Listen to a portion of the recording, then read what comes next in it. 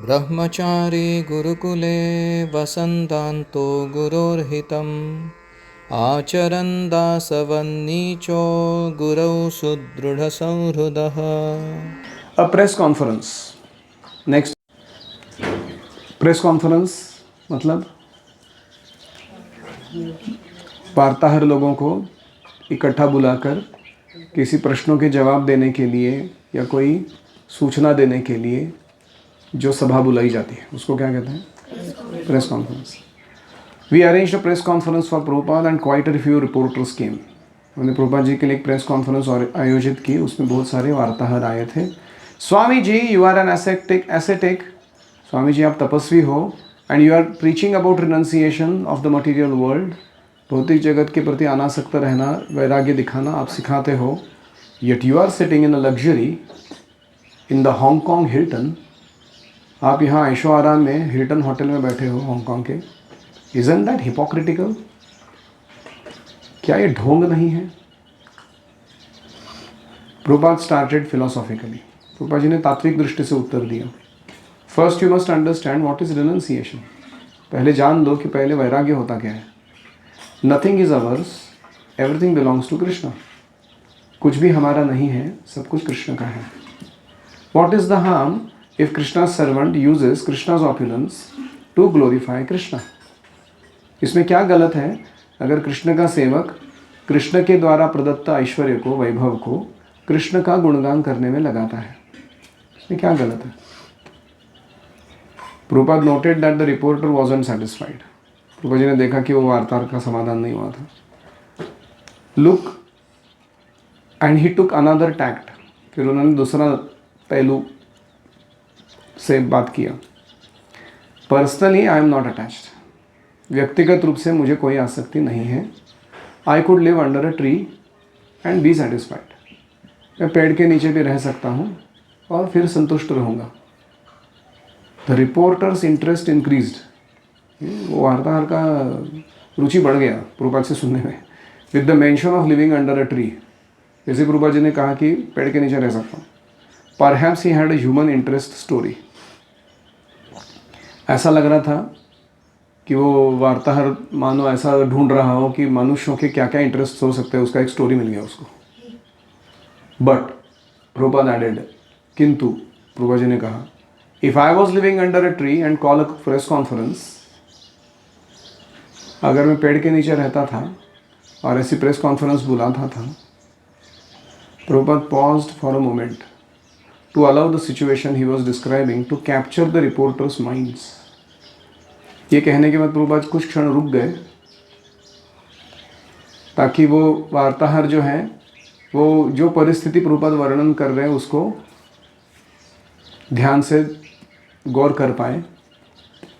And then Prabhupada said, and if I invited all the reporters, मैं पेड़ के नीचे रहते समय अगर सारे रिपोर्टर्स को बुलाता था, वुड यू हैव अटेंडेड? क्या तुम आते थे वहाँ पर? Purport, everyone laughed. सारे रिपोर्टर्स हंसने लगे। प्रभुपाद एग्जाम्पल मेड युक्त वैराग्य क्लियर। प्रभुपाद के उदाहरण से युक्त वैराग्य क्या है वो स्पष्ट हो गया। Using Krishna's opulence in Krishna's service was practical renunciation. Krishna के ऐश्वर्यों को, वैभव को, संपदा को कृष्ण की सेवा में लगाना, ये व्यवहारिक वैराग्य है, प्रैक्टिकल है ये। Any reflections? कृष्ण की प्रॉपर्टीज है, हम उसको कैसे यूज करें हमें सीखना चाहिए। हाँ, वेरी इंपॉर्टेंट। जो कृष्ण की संपत्ति है उसे कैसे कृष्ण की सेवा में लगाना है वो हमें सीखना चाहिए। और यही ट्रेनिंग गुरुकुल देता है। पहले तो गुरुकुल ये सिखाता है कि तुम देखना शुरू करो कि कैसे इस जगत में हर चीज़ जो है वो कृष्ण की संपत्ति है, कृष्ण से आई है, कृष्ण की सेवा के लिए बनी है। क्या पहले हम देख पाते थे ऐसे? नहीं। वे गुरुकुल में आए तो देखना शुरू किया है जस्ट, लेकिन फिर भी बीच बीच में थोड़ा गड़बड़ हो ही जाता है। कुछ चीज़ों को हम सोचते हैं कि वो कृष्ण से कनेक्टेड नहीं है, या कुछ चीज़ों को हम सोचते हैं कि वो मेरे भोग के लिए बनी है। कृष्ण की सेवा वगैरह बाद में देख लेंगे। तो गड़बड़ होती रहती है, लेकिन श्रवण अच्छे से करेंगे, सत्संग में रहेंगे, तो एक दिन ये आर्ट सीख जाएंगे। तो ये पहला पॉइंट है कि कृष्ण की संपदा को कृष्ण की सेवा में इस्तेमाल करना सीखना है। It's a training, it's a cultivation, it doesn't happen automatically. तो ये देख पाना कि हर एक वस्तु कृष्ण से संबंधित है और इसलिए दिव्य है, और वो कृष्ण की सेवा के लिए बनी है, इसलिए हमारे भोग के उपयोग में नहीं लानी है। जितना ज़रूरी है उतना शरीर रक्षा के लिए उसको यूज़ कर सकते हैं, बाकी पूरा संपत्ति जो है कृष्ण को सेवा के रूप में अर्पण करना है। उन्होंने कुछ क्वेश्चन पूछते हैं, हमें उसको ऐसा आंसर देना चाहिए कि उसको उस आंसर में इंटरेस्ट हो। हाँ, प्रश्नोत्तर करते समय उत्तर भी ऐसा हो जिसमें रुचि आए लोगों को सुनने में कि क्या बोल रही है, सुंदर बात।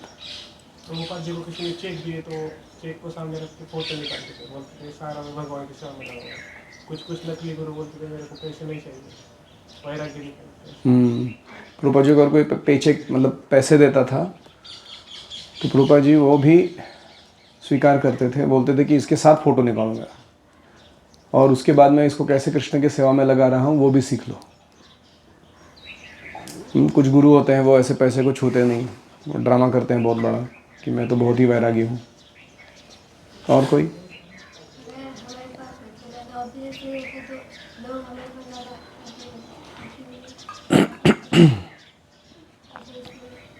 हमारे पास ऑप्युलेंस नहीं रहता तो लोग भी ज़्यादा हमें पूछते नहीं।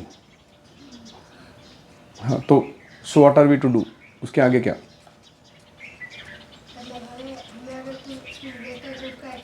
हाँ, करेक्ट। तो ये कह रहे हैं कि अगर हम ऐश्वर्यशाली नहीं हैं तो दुनिया के लोग भी हमें घास नहीं डालते। क्यों? क्योंकि दुनिया के लोग क्या देखना चाहते हैं? क्या तुम्हारे पास वो है जो मैं प्राप्त करना चाहता हूँ, तो फिर तुम्हारा मेरा कुछ संबंध है। तो बहुत सारे लोग ऐसे स्वार्थी ही होते हैं, कुछ विरला लोग छोड़ के, जैसे हमारे माता पिता हैं, गुरुजन हैं, उनको हमारे अंदर कोई मटेरियल इंटरेस्ट नहीं। लेकिन ज़्यादातर लोग कैसे होते हैं? कैलकुलेटिव होते हैं, मैं इसके साथ रहूँगा तो मेरे को क्या मिलेगा। तो इसलिए भक्त को चाहिए कि प्रचार करते समय खास करके अगर लोगों को जोड़ना है तो वो कुछ ऐसे ऐश्वर्यों को वृद्धिंगत करे जिससे लोग कृष्ण की तरफ आकर्षित किए जा सकते हैं। जैसे हमारे कुछ भक्तगण हैं जो IIT NIT में जाके डिग्रीज कमाते हैं, कुछ भक्तगण हैं वो बड़े बिजनेस सेटअप करते हैं, कुछ भक्तगण हैं वो स्पोर्ट्स में या किसी ऐसे रेस्टोरेंट चेन या कोई भी ऐसे फील्ड में चैम्पियन बनते हैं, या कुछ है वो सोशल मीडिया इन्फ्लुएंसर बनते हैं। तो उससे होता क्या है कि लोगों को कृष्ण से जुड़ना आसान हो जाता है। उसमें एक धोखा है कि वो भक्त कहीं उस ऐश्वर्य के कारण भटक ना जाए, लेकिन वो अगर अपने गुरुजनों के प्रति शरणागत है, उनकी डांट रेगुलरली सुनता रहता है तो वो भटकेगा नहीं। तो हमें भी चाहिए कि हम भी ऐसा कुछ करें हमारे जीवन में जिससे हमारे साथ संपर्क में आने वाले लोगों को लगे कि कृष्ण भावना का स्वीकार करते समय मैं इस व्यक्ति को फॉलो कर सकता हूँ। Make sense?